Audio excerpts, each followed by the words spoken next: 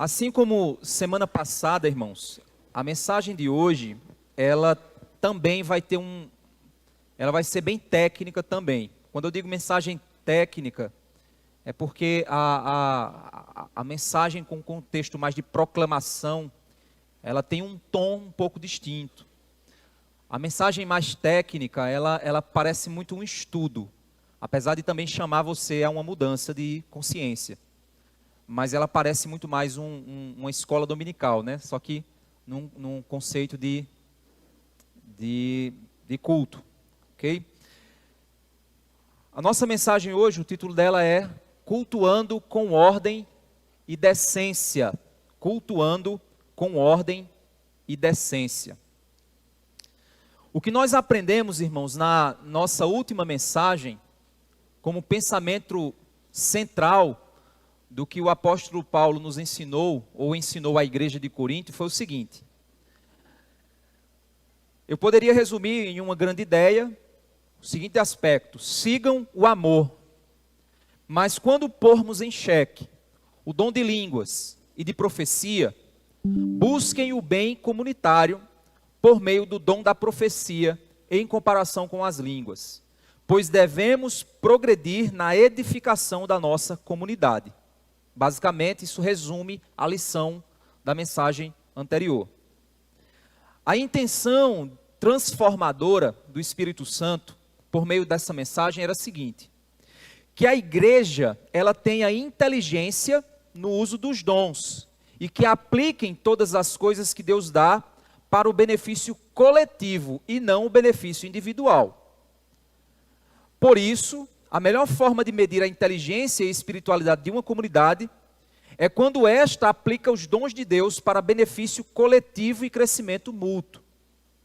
Tudo o que fazemos no contexto do povo de Deus deve ser para beneficiar a todos por meio das capacidades que Deus nos deu, e não de usar algo pensando apenas em si mesmo. Entenda uma coisa: você está conectado a um povo, você está conectado a uma comunidade. Não há espiritualidade cristã sem vida comunitária. E essa vida comunitária passa pelo compromisso com esse corpo. E esse compromisso significa dizer, olhar para essas pessoas e ter um compromisso de amor com elas, de serviço com elas. Então não é simplesmente você estar numa igreja, sentar, levantar e ir embora. Sentar, levantar e ir embora. Todo final de semana você fazer isso. Não. É necessário, para crescimento espiritual, é necessário haver um envolvimento comunitário. Você pode se envolver com 20 igrejas. Mas se o seu envolvimento comunitário não for de amor e serviço pela sua igreja, pelo menos uma, você não tem espiritualidade cristã.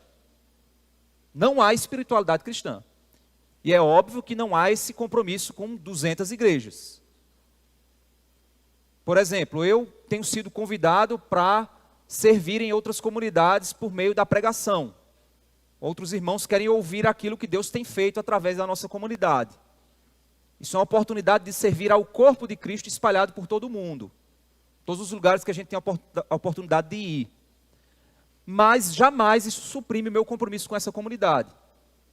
Por vezes eu sou convidado para ir nos domingos pregar em outros locais e eu sempre nego essa visão. Eu sempre digo que o meu compromisso inicial é com a minha comunidade local. Por meio da reunião com a diretoria, foi que eu propus de servir em alguns domingos em outros locais. 2 domingos por ano apenas.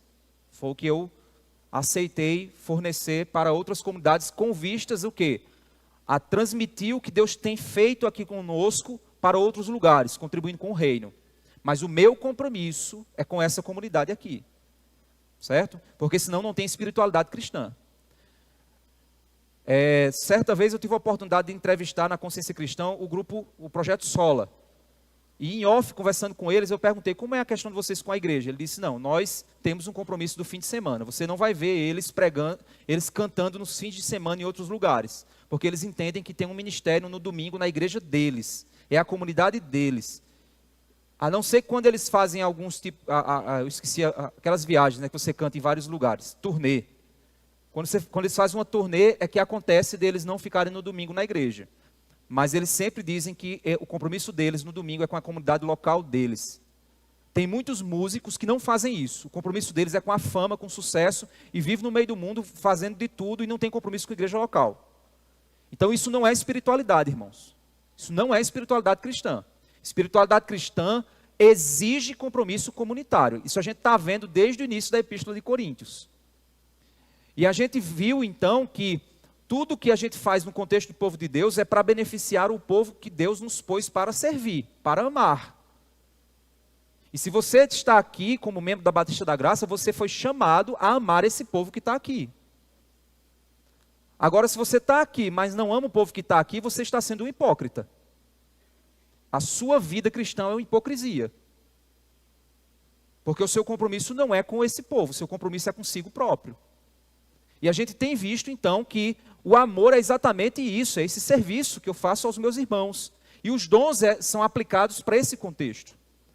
A gente viu também, por meio do livro de Atos, que as línguas, elas acabavam por ser um sinal de chegada do reino de Deus e aceitação de diversos grupos no plano deste reino. A gente viu isso semana passada. Vimos que o Espírito Santo desce em Pentecostes, confirmando os judeus que estavam ali representando 16 nacionalidades. E que o sinal da inauguração deste reino foi o falar em línguas maternas daqueles que estavam ali. Uma possível mensagem da reversão de Babel, por meio do poder do Espírito Santo, que agora faria um só povo de todas as raças, povos e línguas. Depois, o mesmo sinal é visto ao acolher os samaritanos, a gente viu isso semana passada. Depois, acolher os gentios. E, por último, acolher os discípulos perdidos de João, que ainda esperavam o Messias, que já tinha vindo. Todos foram acolhidos no reino eterno do Senhor. Mas essa obra precisa ainda amadurecer, pois Paulo usa aquela imagem, eu era menino, ainda falava das coisas de menino, até que chegasse a ser homem, deixando as coisas de menino. Deus então, irmãos, estava progredindo o seu povo, amadurecendo a sua obra nesse mundo inteiro. Muitos desafios estavam pela frente, até que os confins da terra fossem alcançados. Quem estudou aqui na EBD, na nossa EBD, a gente teve uma disciplina chamada História da Igreja. Sabe muito bem os grandes desafios que a igreja passou na sua história.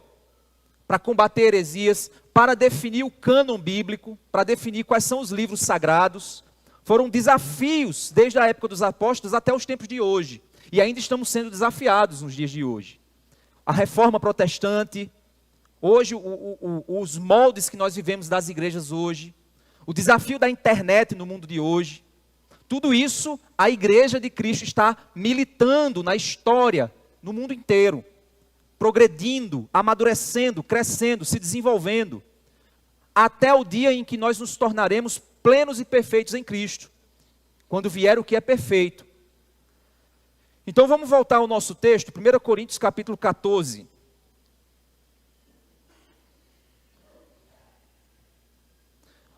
1 Coríntios capítulo 14, o verso 13, ele vai dizer o seguinte, verso 13, 14 e 13.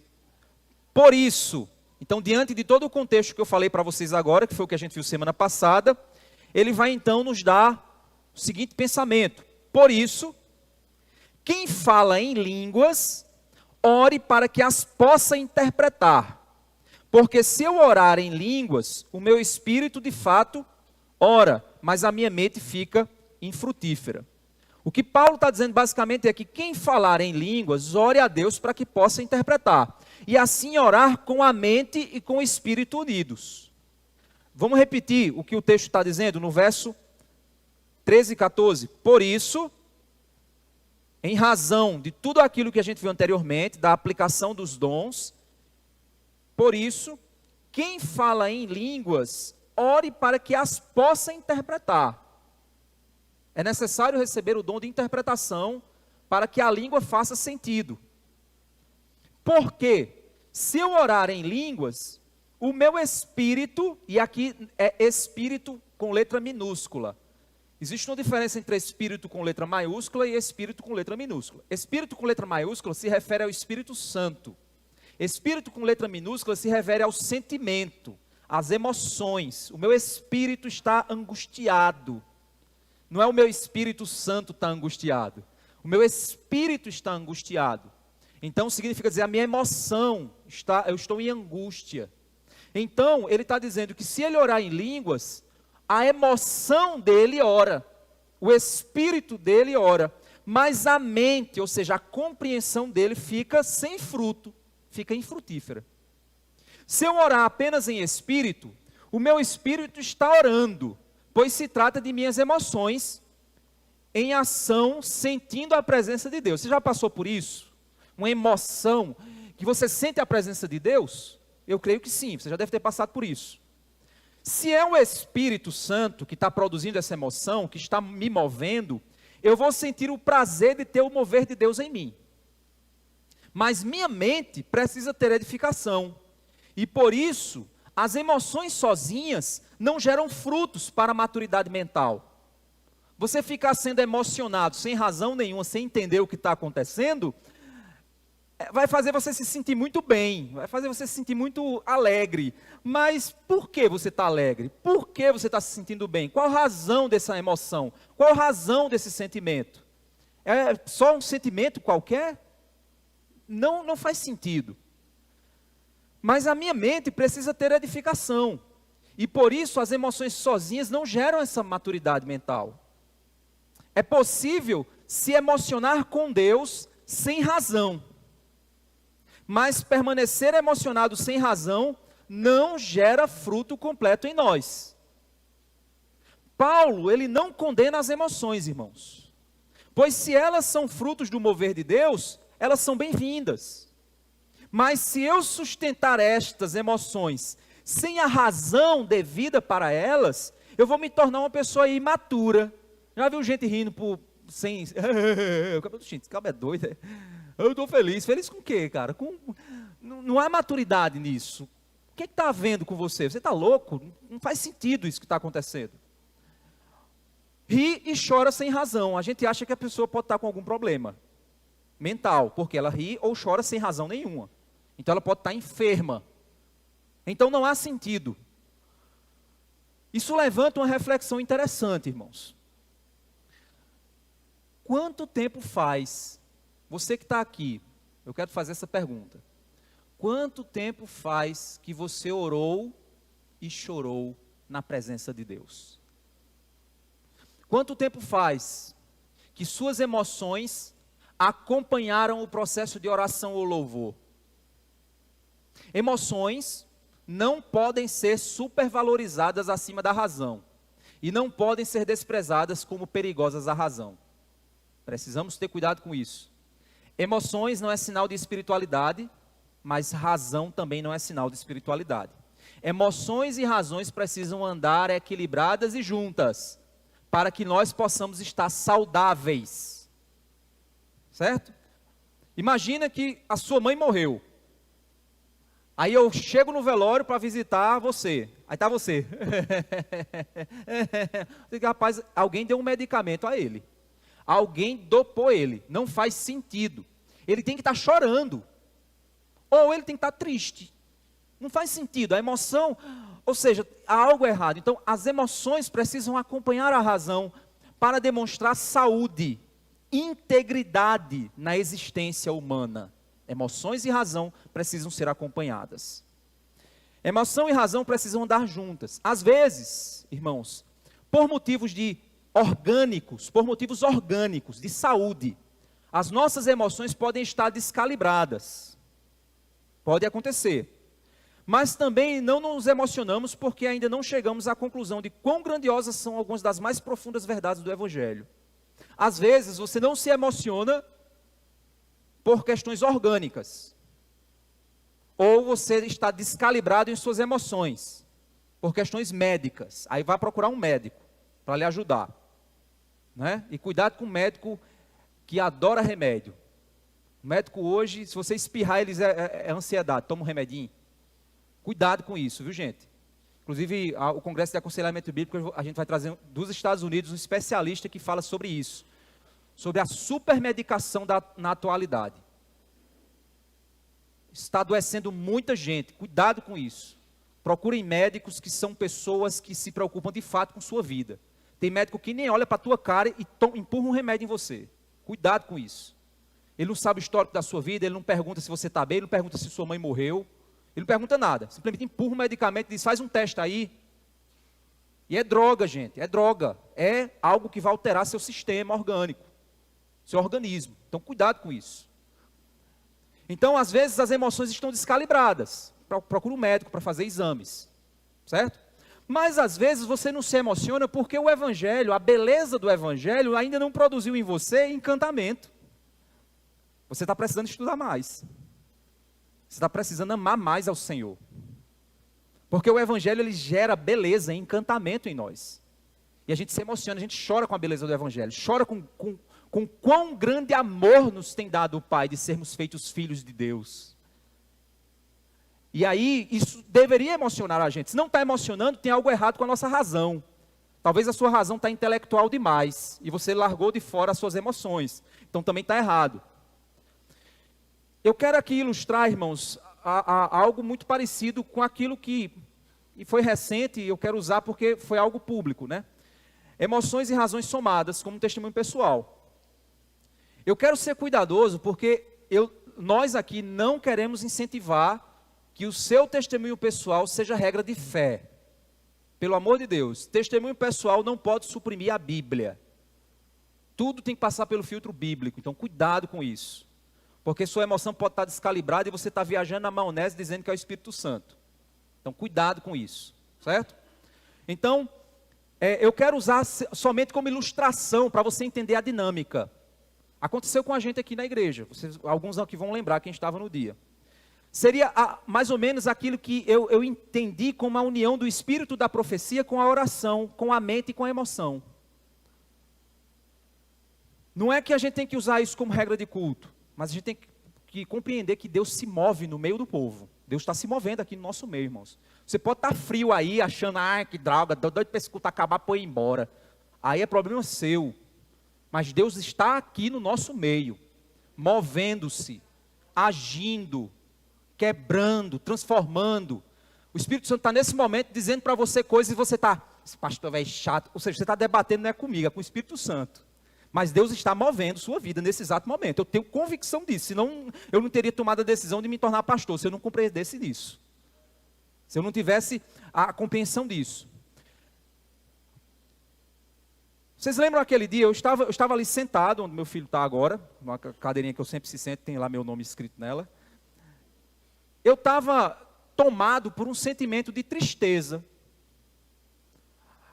O sentimento pastoral é assim, gente. Deus às vezes, ele joga uma tristeza na gente inexplicável. Uma alegria inexplicável. Aí a gente vai tentar encontrar onde é que está essa razão para essa alegria ou para essa tristeza. É o que a gente chama, é o que seria o espírito profético. Abacuque olha e faz, meu Deus, olha quanta violência, quanta maldade. Ah, o Senhor. Então a gente fica angustiado. Eu estava tomado por um sentimento de tristeza. Por ver o descompromisso de algumas pessoas aqui da igreja com as coisas de Deus. Tem gente aqui que falta mais do que não sei o que lá. Você vai perguntar por que o cara não veio cultuar o Rei dos Reis e Senhor dos Senhores? É motivos banais que o cara não vem cultuar o Rei dos Reis e Senhor dos Senhores. O Deus infinito. Ele não vem cultuar porque ele arrumou outra coisa mais importante para fazer. E aí eu estava muito triste com isso. Eu disse, meu Deus, que situação e tal. Foi na hora que o Asas começou a cantar aqui. E aí foi nessa hora que a nossa irmã estava louvando aqui. Ela está ali. Estava louvando aqui. Vou falar o nome dela porque ela sabe. Estava louvando aqui. E ela olhou para cima e levantou as mãos. Fechou os olhos e eu vi uma lágrima descendo no olho dela. Eu vi tantas dificuldades. Pois procure saber as dificuldades que se enfrenta, de saúde e tudo mais. As questões físicas dela. São muitas dificuldades, muitos desafios. E eu disse, e naquele momento o Espírito Santo me disse assim, obviamente não é audível, viu gente? Veio um anjo e falou, olha, eu estou aqui. Não, eu senti em meu coração que Deus estava me dizendo, use ela como exemplo de que eu tenho os que me amam e louvam com sinceridade. Então, na hora que eu olhei para ela e pensei isso, ela abriu os olhos e olhou olho no olho. Na hora que ela olhou para mim, eu comecei a chorar sentado ali. Parece que foi uma faca que entrou assim, tuf, em mim. Aí eu comecei a chorar. Eu disse, vou me levantar e pedir para o pessoal parar aqui. Eu orei por ela e naquele momento louvei a Deus pela vida dela, com a manifestação da graça de Deus e como Deus usa a vida dela e o amor dela pela igreja, mesmo sem muitos entenderem. Mas eu não sabia o que tinha acontecido em casa. No final do culto, nosso irmão Renato chegou para mim e disse: pastor, deixa eu lhe falar uma coisa.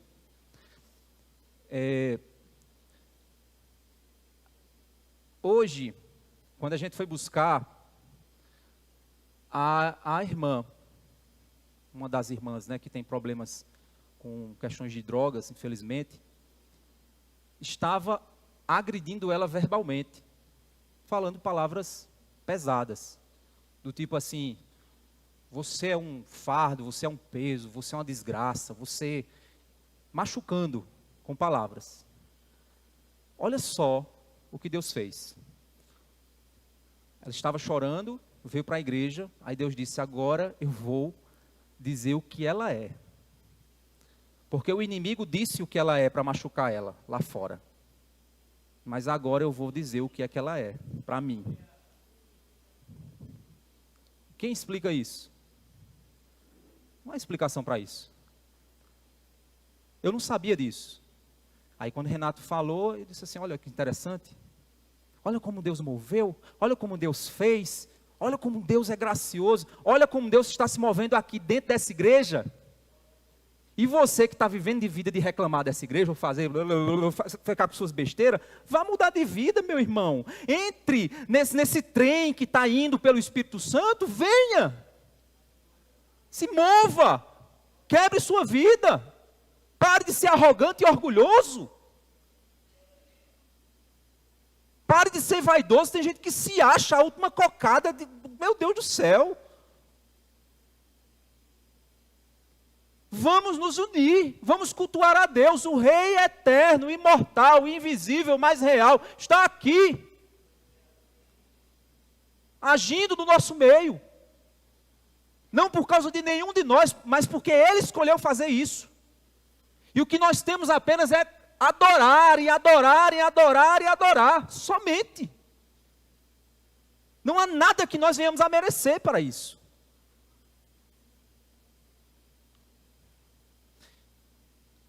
É claro, irmãos, que existe pastores sérios, e eu acredito, são pessoas sérias, que falam acerca das emoções das línguas. Já vi pastores falando isso e conversei com pastores sinceros, amigos, que creem no dom de línguas, da forma como se manifesta nas igrejas pentecostais. E eles falam sobre a emoção que eles sentem ao falar em línguas. Eu respeito essas emoções, eu sei que são reais. Mas nós, na integridade da nossa doutrina, como Igreja Batista e da Graça, nós não entendemos dessa forma, nós não entendemos, e a gente está vendo o texto bíblico aqui nos mostrando que a utilidade ela precisa ser questionada, mas que existe emoção real ali, eu sei que existe. Não há uma falsidade, dizer assim, agora eu quero inventar. Não, existe uma emoção real. O espírito, a emoção está orando, eu creio que sim. Mas falta o entendimento do que está acontecendo. É por isso que o apóstolo Paulo ele vai fazer, olha o que ele fala no verso 15, 14 e 15. Que farei então? Vou orar com o espírito, mas também vou orar com a mente. Vou cantar com o espírito, mas também vou cantar com a mente. Eu tenho que louvar e orar.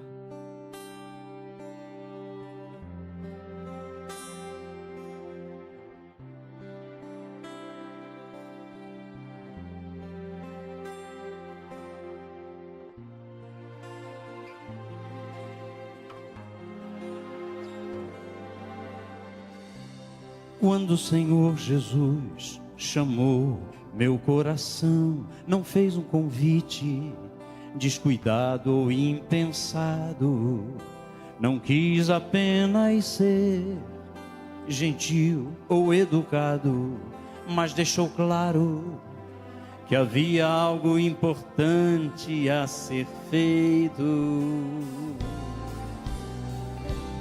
Quando o Senhor Jesus chamou meu coração, não fez um convite descuidado ou impensado, não quis apenas ser gentil ou educado, mas deixou claro que havia algo importante a ser feito. Mas para que esse algo eu conhecesse, eu tenho que orar com o espírito, mas também com a mente, as emoções e a mente sendo edificadas. O capítulo 14, versos 16 e 17. Se você louvar apenas em espírito, ou seja, em emoção, como é que o não instruído poderá dizer o amém depois da oração de agradecimento que você fez? Se eu começar a falar uma língua aqui, como é que vocês vão dizer amém, se não sabe o que foi que eu falei? Vai dizer amém pelo quê? Por nada? Ou como eu falei para vocês, uma vez eu estava numa igreja, o cara diz assim, o diabo está preparando uma armadilha para você, meu irmão. O cara fez, ô glória! Eu digo, o cara não está nem ouvindo o que é que está sendo dito. Quanto mais se eu orar numa língua e a pessoa dizer amém sobre o quê? Aí ele diz, porque ele não entende o que você diz. Olha o verso 17.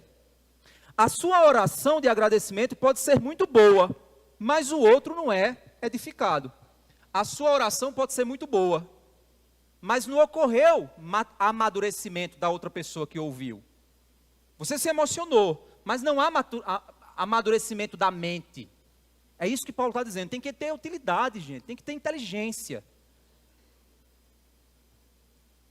O 18 a 19 ele diz assim: dou graças a Deus porque falo em línguas mais do que todos vocês. Contudo, na igreja, ou seja, na comunidade, prefiro falar 5 palavras com o meu entendimento para instruir outros do que falar 10.000 palavras em línguas desconhecidas, em línguas. Paulo agradece, irmãos, por falar muitas línguas, mas ele deixa claro que a preferência sempre é a edificação do povo. É amadurecimento mental, é razão. No verso 20 ele diz, irmãos, a lógica então que ele chega, a conclusão que ele chega dessa lógica que ele está trabalhando é essa aqui, ó. Irmãos, não sejam meninos no entendimento. O que é que o menino faz? O menino faz coisa que não tem razão. Menino faz coisa que não tem sentido. Já tentou conversar com criança como é engraçado? De uma hora para outra ele sai com uma pérola que você diz, de onde é que ele veio isso? Não faz sentido. Na cabeça dele faz, mas ele está ali questionando algo que não sejam meninos no entendimento. Quanto à maldade, sim, sejam crianças. Mas quanto ao entendimento, sejam pessoas maduras. Eles pareciam estar se comportando como crianças. E mais uma vez, Paulo traz a figura da maturidade, como fez lá no capítulo 13. Que reforça ainda mais o que ele estava desejando. O tom da mensagem dele. Usar algo fora de sua utilidade e inteligência é imaturidade. E quando passamos a amadurecer, então muitos comportamentos e modelos passam a ficar obsoletos. O que temos aqui é tanto a figura de pessoas imaturas usando o dom de línguas de maneira infantil, ou uma igreja que precisa amadurecer e quando se torna mais adulta, certos dons vão perdendo sua utilidade, pois a igreja está caminhando em direção ao estado perfeito em Cristo. Mais uma vez, não quero afirmar aqui a visão de que a Bíblia é o que é perfeito do capítulo anterior. A gente trabalhou isso semana passada. Pois eu entendo que o que é perfeito, que se espera, é um povo igual a Jesus. É o estado pleno da perfeição do corpo glorioso. É isso que eu entendo ser aquilo que o que é perfeito do capítulo anterior. Mas existe um mover de uma igreja inaugurada em Pentecostes e que se movia em sua história no mundo, em direção a uma igreja cada vez mais madura, sendo natural que Deus forneça certos dons em determinados períodos e locais e depois cessar de oferecer. Depois procure testemunhos de países perseguidos, coisas fantásticas, incríveis que acontecem. Eu conversei, aquele irmão Mehdi, é porque o nome dele, a pronúncia, eu não fiz a pronúncia correta, a pronúncia correta parece um palavrão. Mas aquele irmão, eu conversando com ele, naquela oportunidade que ele teve aqui, ele me contou alguns casos de pessoas em países perseguidos que foram evangelizados em sonho. O cara tinha ouvido falar de um Jesus de Nazaré, judeu, que era um grande profeta. Mas ele nunca tinha tido acesso a uma Bíblia. Até que num sonho, essa figura apareceu diante dele e pregou o evangelho ao ponto de ele entregar sua vida no sonho e quando ele acordar transformado. Em países extremamente fechados, que ninguém consegue chegar nem com a Bíblia. Se o cara sentir cheiro de Bíblia, já manda matar você. Me explique isso. Ah, mas isso é invenção. Meu irmão, Deus faz o que Ele quiser. Então o que a gente precisa entender é ser maduro. O que é maturidade? É olhar para algo, para um sinal e dizer assim, olha, cara, isso não é bem assim. Isso não tem utilidade. Qual é o amadurecimento disso? Qual é a função disso? Isso vai produzir o quê? Não faz. Isso é maturidade, gente. O que é meninice? É tudo que brilha a gente fazer. Eita, olha só, aquela imagem está chorando sangue. Não é assim que o povo faz? Olha, no céu tem uma nuvem. A nuvem tem o formato de uma cruz. Eita, é Jesus falando comigo. Não, isso é imaturidade, isso é meninice. É você se impressionar com coisa fantástica. Esse não é o princípio. Com isso, eu não posso afirmar que os dons cessaram por causa do cânon bíblico. Eu não posso afirmar isso, eu não tenho base bíblica suficiente para isso. Mas também, biblicamente, eu não posso afirmar que o fenômeno que a gente vê por aí é o dom de línguas. Eu respeito quem crê, mas eu não posso, ao olhar a Bíblia, afirmar que o que acontece aí é esse sinal. Porque nós, quando estudamos esse sinal, nós não vemos uma comparação do que está acontecendo. E se for, qual é a utilidade na igreja de hoje? São pontos para a gente ficar pensando. Vamos olhar para o próximo verso, a clareza da utilidade desse dom. Olha o verso 21. Gente, olha como isso é claro.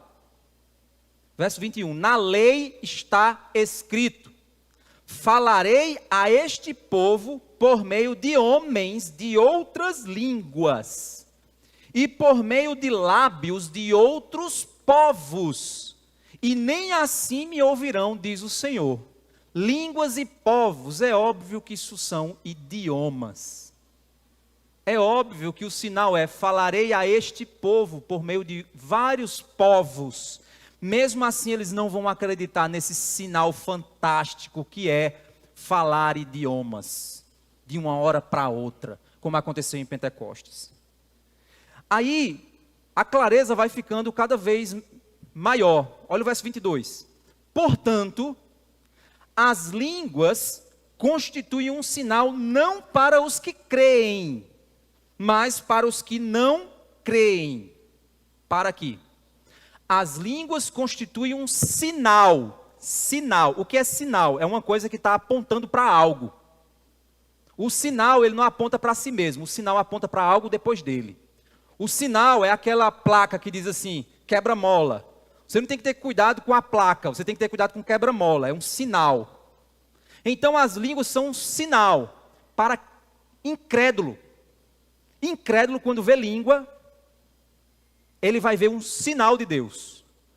Ou seja, não faz sentido usar línguas em ambiente de somente pessoas crédulas. Como se elas precisassem desse dom como sinal, pois este dom é um sinal para quem não crê, poder ver o poder de Deus falando de suas grandezas na língua materna de outros, e isso feito por pessoas que nunca estudaram aquele idioma, sendo um sinal poderoso de que Deus está falando por povos de outras línguas, como ele disse no verso 21. Então os incrédulos verão as línguas e dirão, Atos 2:6. Como, pois, os ouvimos falar das grandezas de Deus na língua em que somos nascidos? Gente, pelo amor de Deus, que clareza, meu Deus, é tão claro isso. Pastor, mas por quê? Porque, gente, só Jesus mesmo para explicar por quê. Eu não quero cometer determinados erros, porque eu sei que tem muita sinceridade de pessoas aí que acreditam em outras linhas. Mas eu preciso ser... O que é que Lutero disse? A minha mente é cativa à palavra. A minha mente é escrava da Bíblia. Eu não posso negar isso. Eu não posso abrir mão da escravidão que a minha mente tem às Escrituras. Essa é a base da reforma. Então os incrédulos eles vão se impressionar. Agora vamos continuar a frase, olha só, do mesmo verso. A profecia, no entanto, não é para os que não creem, ou seja, profecia não é para incrédulo, mas para os que creem, ou seja, profecia é para crente. Vamos entender. Quem já é crente não precisa de sinal de que Deus é real. Quem é crente não precisa de sinal de que Deus é real. Quem é crente não precisa de um sinal dizendo que Deus quer falar a eles. Mas a profecia na comunidade tem uma função de gerar edificação em detrimento às línguas, que tem a função de ser sinal para incrédulos. A profecia se torna um sinal para os crentes de que Deus está no meio deles e cuidando deles. Eu acabei de descrever isso aqui. No momento em que Renato falou aqui, eu fiquei assim maravilhado. Eu chamei depois os diáconos, contei para eles o que aconteceu. Que bênção. Mas não somente isso, quantas vezes a gente prega coisas, uma irmã chegou para mim na semana passada, pastor, aquela pregação foi totalmente para mim. Deus me deu uma resposta de anos que eu esperava, a respeito de coisas da minha vida. Quantas pessoas às vezes vêm aqui e ouvem a palavra sendo pregada, tem gente que já chegou e disse assim, esse pastor está sabendo da minha vida, alguém fofocou para ele. Será que foi? Ou não é o Espírito Santo falando contigo?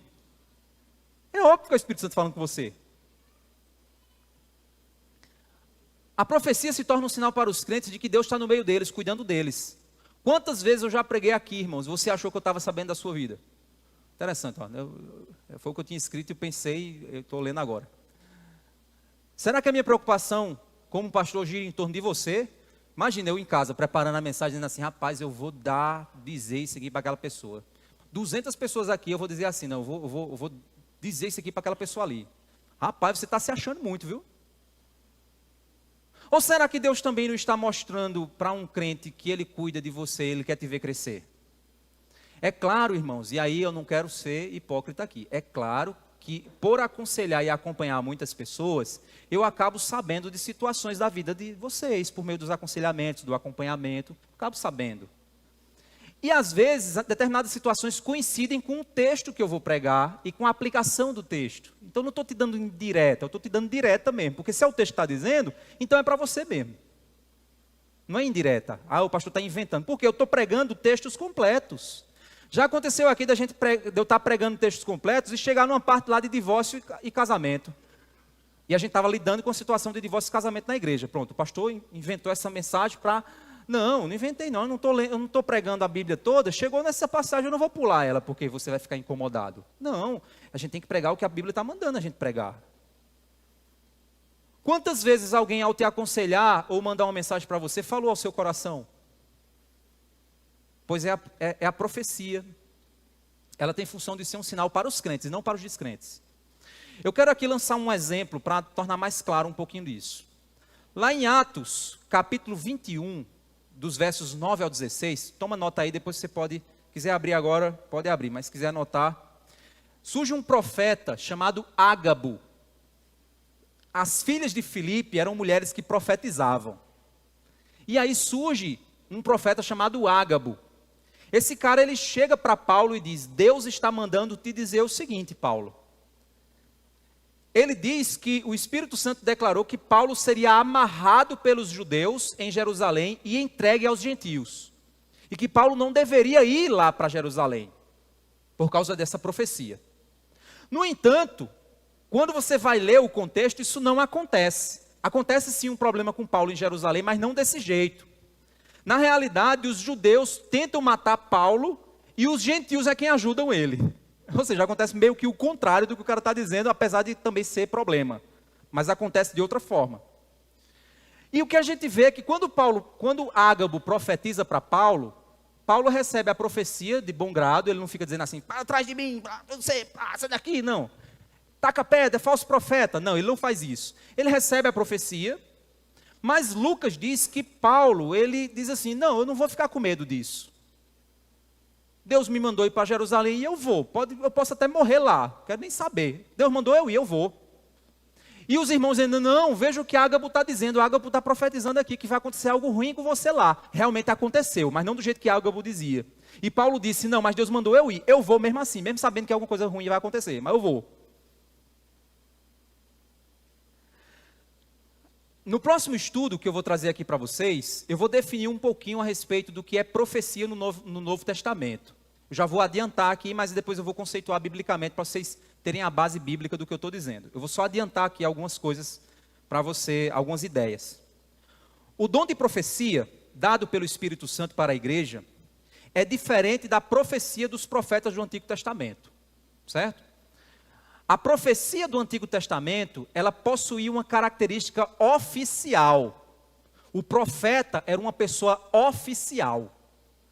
É tanto que o profeta deveria ser julgado, e se ele fosse considerado falso profeta, ele tinha que ser apedrejado pela lei. Você não vê isso acontecendo no Novo Testamento. Então, quem tem dom de profecia no Novo Testamento, a Bíblia não manda tacar pedra no cara, porque o cara errou, porque senão Ágabo tinha levado pedrada aqui. Não, não acontece isso. No entanto, a gente percebe que no Novo Testamento, o dom de profecia está abaixo daquilo que é canônico. O que é uma coisa canônica? É aquilo que é inerrante e infalível. As profecias dos profetas do Antigo Testamento, elas eram inquestionáveis. Quem assumiu o bastão da doutrina inquestionável? Os apóstolos. Então a profecia dos apóstolos, elas são inquestionáveis, porque a profecia apostólica, as ideias apostólicas são canônicas, são padrão. Por isso que Jesus escolheu 12 apóstolos para isso, e preparou esses homens para que eles fossem esse fundamento da igreja. O dom de profecias, ele profetiza com base na doutrina apostólica. Porque depois Paulo vai dizer que a profecia precisa ser julgada. Com base em quê? Na minha opinião, não. Com base na opinião dos apóstolos. Certo? Eu não posso julgar a profecia apostólica, mas eu posso julgar a profecia de qualquer irmão que está dizendo que está falando em nome de Deus. Vocês podem me julgar aqui. Eu estou falando aqui, estou profetizando aqui, por várias vezes ensinando o texto bíblico, mas submetido à doutrina apostólica. Então você pode questionar. Não tem problema algum. Você só não pode questionar o que está escrito. Certo? Pastor, mas e os bereanos? Que quando Paulo pregava, eles conferiam. Eles conferiam se o que Paulo estava ensinando estava de acordo com os profetas do Antigo Testamento. Porque a autoridade anterior aos apóstolos eram os profetas.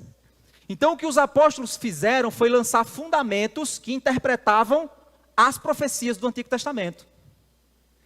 E agora a igreja, pelo dom de profecia, ela lança ideias que se apoiam na doutrina apostólica, que se apoiam na doutrina dos profetas. Entendeu a lógica? Guarda isso no teu coração. Ou seja, a linha que diz que profecia no Antigo Testamento é pregação, acredito eu que está equivocada. Por quê? A pregação é revelação de Deus, que também é um dom. A profecia no Novo Testamento diz respeito a uma ação de Deus, ao mover teu coração, ao mover tua mente, para dar uma mensagem para alguém, para comunicar algo a alguém, para advertir um irmão. E é livre a ação do Espírito nisso. Mas a pessoa que recebe aquela profecia precisa julgar segundo a palavra. Ah, pastor, então é o irmão que levanta e diz, eis que te digo, não. Porque a gente vai ver que o apóstolo Paulo deixa claro que tudo seja feito com ordem e decência. A gente vai ver mais adiante que ele vai dizer o seguinte, não fiquem bagunçando de profecia e de língua dentro da igreja. E tem muita gente, eu vi um dia desse, um vídeo engraçado, eu estava preparando a mensagem, aí dei uma paradinha e fui olhar uns rios. Aí o Espírito Santo profetizou para mim por meio de um rios, né? Aí agora eu vou falar para você, ou seja, o Espírito moveu, né? Estava um pastor pregando, aí um irmão se levantou, aí disse assim, eis que te digo, servo meu. Aí o pastor, você que está com esse microfone, aí o pastor começou a se emocionar e fez, Feliz Natal. O povo, glória, glória, aleluia, glória, glória, pastor. Eu disse, gente, o Espírito Santo agora está profetizando Feliz Natal, é dia 25 de dezembro, não precisa de profecia para isso. Não precisa de profecia para isso. Aí o povo tudo, eita, movido pelo Espírito, movido. Não, eu consigo dizer qualquer coisa dizendo que é Deus que está dizendo. Então, gente, não é isso. Tem gente que se põe como super espiritual. Tudo que sai da boca dele é o Espírito. Tem gente que é assim, olha pastor, porque Deus falou para mim que eu tenho que falar para você. Falar o quê? Às vezes a pessoa não está nem conectada com a igreja, não tem comunhão com a igreja, só vive reclamando de tudo, de todos, aí quer dar um de profeta. Aí eu digo assim, pô, se você fosse do Antigo Testamento, iam tacar pedra em você, porque se você souber do contexto da igreja, você não ia estar falando besteira, dizendo que é Deus que está falando. Olhe para a sua vida, se olhe no espelho, antes de querer vir dar um de Ágabo. Então, gente, nem vamos abusar da língua, dizendo que é super espiritualidade, nem também vamos abusar da profecia, dizendo que agora tudo que eu falo é Deus que está falando, tudo que eu falo é Deus que está falando, tudo que eu falo é como se eu fosse, eu fosse uma antena Wi-Fi do Espírito Santo. Eu consigo captar tudo, meu irmão, tudo que é sinal do Espírito eu capto e mando para frente. Não, de forma alguma. Precisamos então ter cuidado com isso, porque isso é meninice, imaturidade. Isso é imaturidade, é isso que Paulo está dizendo. Não usem os dons como meninos, não sejam meninos. Menino é que gosta de dizer, tá vendo meu brinquedo é melhor do que o seu. A gente estava lá em João Pessoa, aí um irmão hospedou a gente na casa dela, ela tem uma netinha. Aí ela disse para Samanta, a caixinha de brinquedo aí pode brincar. Aí Samanta pegou a caixinha de brinquedo da netinha dela, aí tirou um estetoscópio. Aí o estetoscópio tinha você apertava assim, ele fazia piu, piu, piu, piu, piu, piu na frente, né? Ela também tem um estetoscópio, só que não tem esse piu, piu, piu, piu na frente. Ela chegou e fez, papai, preciso lhe fazer uma pergunta. Esse estetoscópio é melhor do que o meu, ou o meu é melhor do que esse? Aí eu disse, minha filha, o melhor é o que você está brincando. Então, nesse momento, esse é o melhor. Quando você voltar para casa, o melhor vai ser o seu. Porque a gente tem que ser grato com o que Deus nos dá. Se nesse momento Deus te deu esse para brincar, então agradeça. Se lá, eu acho que filho de pastor deve dizer assim, meu Deus, tudo é sermão teológico. Mas não é criança, não é assim? O meu dom é melhor do que o seu. Eu falo mais línguas.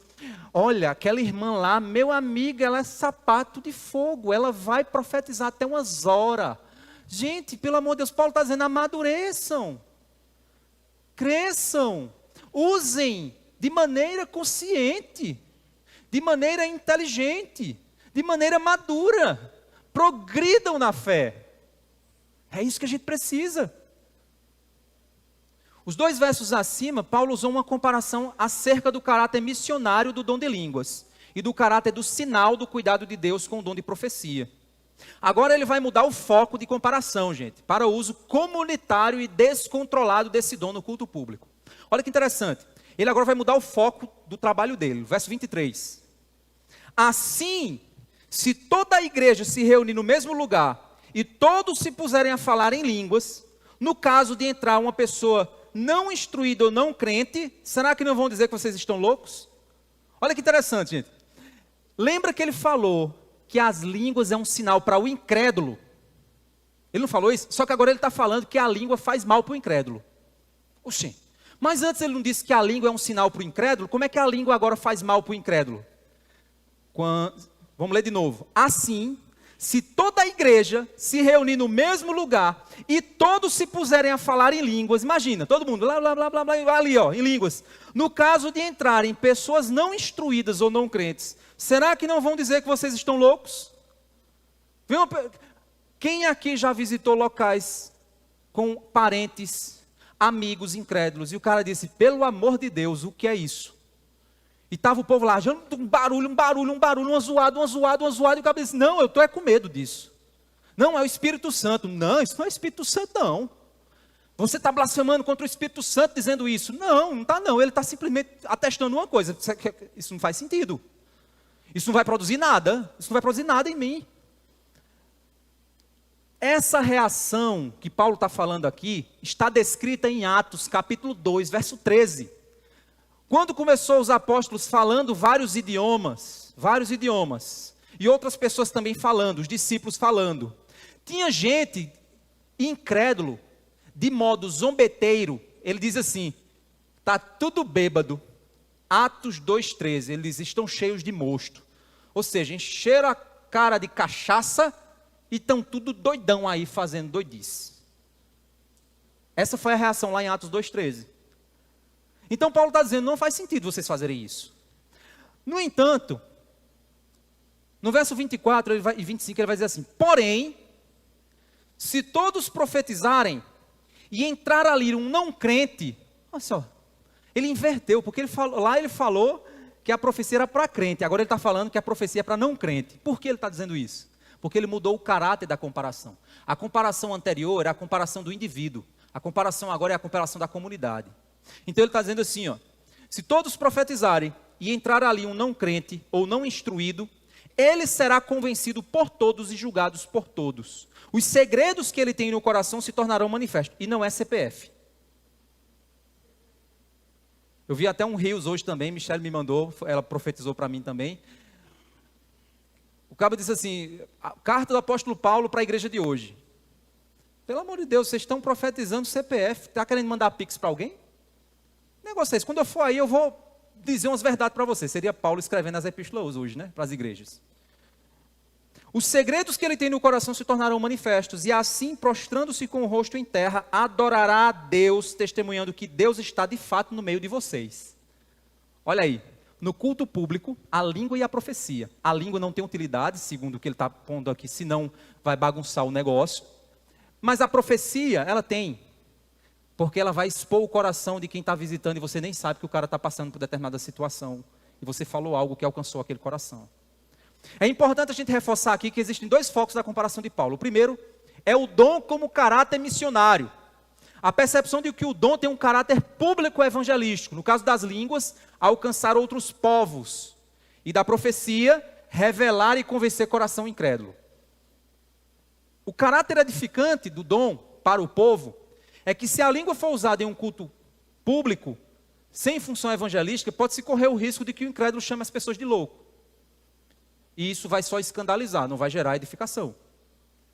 Mas a profecia nesse contexto se torna algo útil para o culto, pois pode expor o coração do incrédulo. Língua e profecia em público deve ter caráter missionário. Língua e profecia em público tem que ter caráter missionário. Em particular, tem caráter edificante. É isso que Paulo está ensinando aqui. Paulo então reforça como deveria ser o uso dos dons no contexto do culto público. Olha o verso 26. Que fazer então, irmãos? Quando vocês se reúnem, um tem salmo, outro tem um ensino, este traz uma revelação, aquele fala em línguas, e ainda outro faz a interpretação. Que tudo seja feito para edificação. Na nossa igreja, quando a gente começa o culto, se tiver um salmo, um dos diáconos lê um salmo, comenta o salmo, não é assim que a gente começa o culto? No momento de oração também se faz isso. Isso é feito por um líder da igreja. Na pregação, nós temos muitas vezes a revelação escrita de Deus sendo explicada, ensinada, e muita profecia confrontando corações.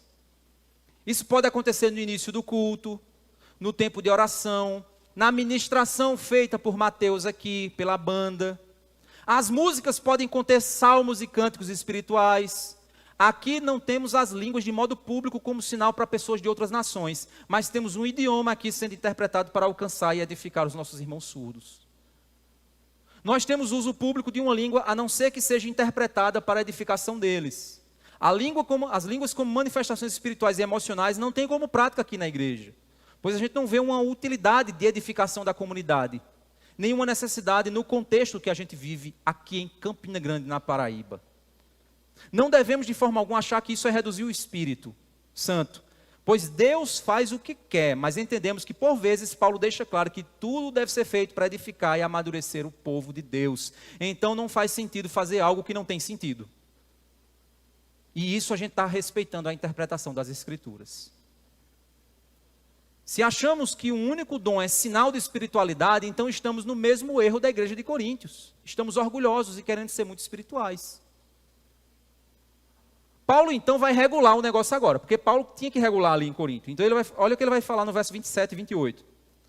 No caso de alguém falar em línguas, que não seja mais do que 2, ou quando muito 3. E isto sucessivamente, ou seja, não ao mesmo tempo. E haja alguém que interprete. Mas não havendo quem interprete, fique calado na igreja, falando consigo mesmo e com Deus. Ou seja, o Espírito ali falando de alguma forma misteriosa lá, que não vai ter edificação da mente, mas vai ter edificação emocional. Mas não tem muita utilidade. Tratando-se de profetas, o verso 29, falem apenas 2 ou 3, e os outros julguem. Certo? Falem apenas 2 ou 3. Ah, pastor, então é alguém levantar no meio do culto e falar? Não, porque ele vai dizer que seja feito com decência e com ordem. Então, como é que acontece aqui? Sobe um irmão aqui, vem ler um salmo, vai falar uma mensagem que está movendo o coração dele, uma liderança da igreja está fazendo isso. Nas nossas reuniões isso acontece, alguém compartilha uma oração, um pedido de oração. Na pregação, no momento de oração aqui, no final do culto. São momentos que buscam edificação, falar pelo Espírito Santo, submetido à doutrina das Escrituras Sagradas. Se, porém, vier uma revelação a alguém que esteja sentado, cale-se o primeiro. E aí ele está dizendo, por que ele está dizendo isso? Para que não haja bagunça, disputa de revelação. Imagina, fica parecendo aquele rap, né? O pessoal disputando rap. Vai, não sei o que lá, agora sou eu, agora é você, agora sou eu. Eu vi uma vez um vídeo de uma pessoa que se levanta e começa a falar de que o pastor está em adultério. E depois isso gerou até confusão. Porque o pastor não estava. A pessoa só queria prejudicar ele. Então a pessoa levantou e começou a dizer, isso que te digo, tal, tal. Aí o pastor na hora disse assim, pois então você vai provar, se você não provar, eu vou lhe jogar na justiça. O cara entrou na carne mesmo. Mas a gente tem essas coisas também.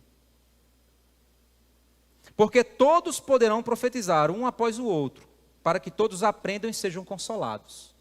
Os espíritos dos profetas estão sujeitos aos próprios profetas. Agora vamos lá, gente. Entenda o contexto dessa igreja. Se eu pedir para você abrir a fala do apóstolo Paulo em 1 Coríntios capítulo 13, você automaticamente vai abrir no seu celular, no seu livro, no seu tablet, onde for. Imagina essa igreja aqui de 1 Coríntios que não tinha acesso à Bíblia como a gente tem hoje. A única maneira de comunicar a verdade era por meio do diálogo dentro da congregação. Hoje não, hoje nós temos as Escrituras para nos guiar nisso. Temos um excesso de cânon, de falas inspiradas para nos basear. Por isso que fazemos assim. A gente não é a igreja de Coríntios, a gente não é o livro de Atos, a gente é a Igreja Batista da Graça de Campina Grande de 2024. Que temos a Bíblia em meio físico, digital, internet e várias formas de acesso. Temos facilidade de compreender aquilo que os apóstolos disseram e pensaram, e que foram boca de Deus naquilo que eles fizeram.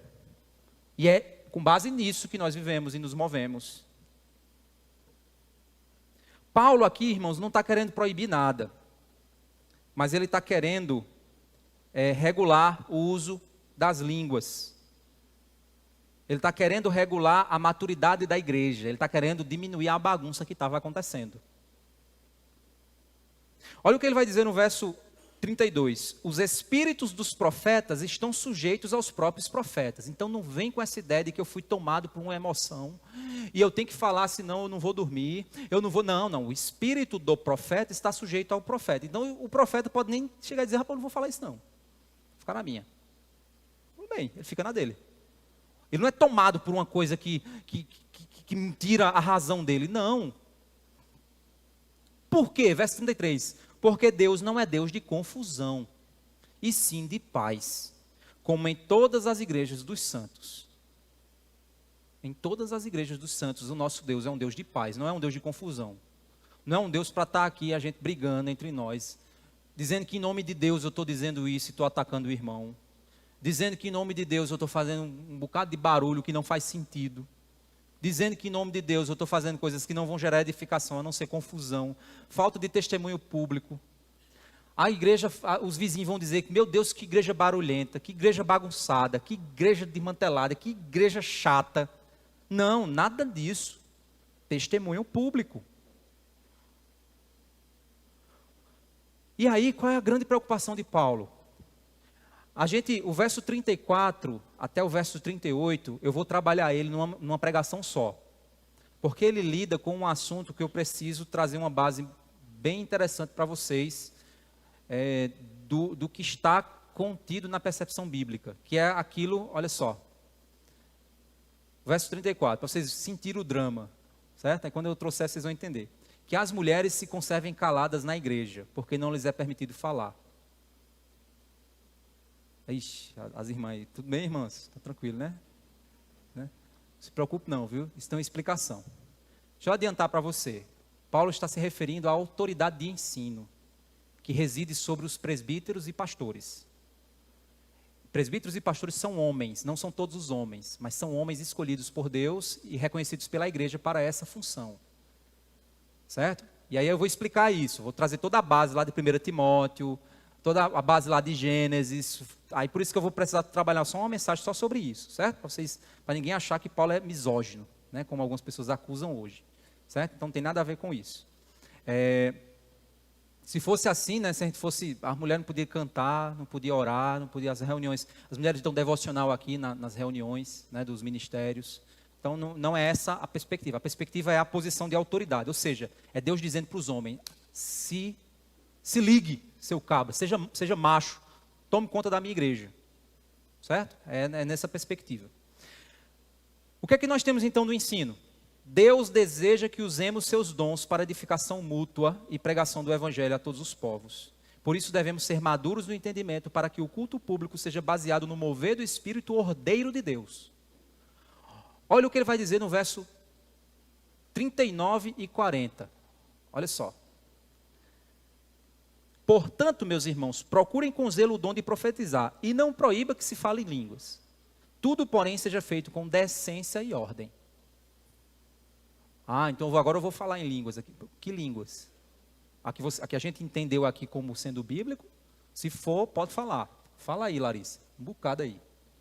Pode falar. Porque está havendo interpretação e compreensão. Mas se é outro tipo, qual o sentido disso? Não, mas eu tenho um sentido particular. Então, fale para você, a sua emoção. A gente respeita. Para si mesmo. Não tem problema. Mas vai chegar um momento em que você vai começar a perceber que não tem muita utilidade. Certo? E a gente tem pessoas aqui que chegaram de outros movimentos. E à medida que foram caminhando na igreja, a gente aqui, gente, não fica proibindo ninguém de fazer nada. Para com isso aí, cabra safado. E você também, mulher. Não. Deixa a Bíblia, que ela mesmo vai ensinando. E aí, quando menos espera, a pessoa vai mudando a forma de pensar, vai ajustando o pensamento, vai entendendo. Não é forçado nada, é o Espírito de Deus vai movendo, conforme o seu querer. Certo? Não queremos nos colocar como única igreja verdadeira. Pelo amor de Deus, que se a gente disser isso, a gente não aceita. Certo? Mas o nosso compromisso e a nossa busca é pela Bíblia, pelas Escrituras Sagradas, por vivermos essa palavra. Deus deseja que nós venhamos a ser maduros no uso dos dons e lutemos contra o orgulho e a arrogância que esvazia o verdadeiro poder do Espírito Santo na manifestação dos dons. Tudo o que fazemos precisa ser feito com amor para alcançar a maturidade e o objetivo dado por Deus. Pessoas orgulhosas e arrogantes não geram edificação, apenas bagunçam a vida da igreja, se comportam como meninos, dizendo que estão profetizando, ou tentando falar línguas ou outras coisas, mas na realidade elas estão apenas bagunçando a igreja. A igreja madura tem um culto ordeiro, que produz real edificação nas pessoas. As pessoas chegam na igreja e são confrontadas e confortadas pela palavra. Os descrentes, quando chegam, são impactados pelas verdades de Deus. E os crentes são transformados pelas verdades. E no final, todos saem com conhecimento acerca de Deus, conforto na alma, maturidade espiritual e cheios do Espírito que transforma a vida de cada um de nós. Então, se tem aqui alguém que ainda não tem Cristo como seu Senhor, talvez essa mensagem, ou outras mensagens que você já ouviu aqui na nossa igreja, pode ter falado coisas ao seu coração. Eu não sei da tua vida, mas o Espírito Santo deve ter alcançado o seu coração de alguma forma. Então Deus está te chamando. Renda-se ao Senhor. Quebre-se na presença de Deus. Pois Deus te chama para que você seja saudável na sua fé em Cristo. Para que você seja um crente que manifeste maturidade espiritual. É Deus quem está falando isso para você. Você acha que sou eu que estou falando? Aí você está perdendo a oportunidade de ouvir Deus falar. Mas julgue o que eu estou falando. Se o que eu estou falando é bíblico, amém. Se o que eu estou falando não é bíblico, então sou eu que estou falando mesmo. Então pode ignorar. Mas o que a gente está tentando aplicar é o que as Escrituras estão nos ensinando.